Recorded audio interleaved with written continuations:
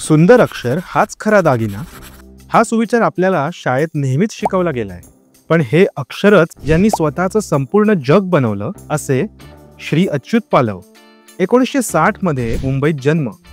लहानपणापासूनच पेन आणि ब्रश हातात जे स्कूल ऑफ आर्ट्स मधून ग्रॅज्युएशन केलं आणि मग सुरू झाली अक्षरांची क्रांती. त्यांनी 100हून अधिक प्रदर्शनं भारतात आणि परदेशात भरवली. कॅलिग्राफी इन्स्टिट्यूट स्थापन करून हजारो विद्यार्थ्यांना घडवलं. बाजीराव मस्तानी, तानाजी इथपासून ते बाहुबलीपर्यंत अनेक सिनेमांच्या टायटल्स मागे आहे त्यांची अफाट अक्षरकला. 2002 साली शिवस्मरण प्रदर्शनासाठी विशेष राज्य पुरस्कार आणि कला गौरव सारखे अनेक सन्मान त्यांनी मिळवले आहेत.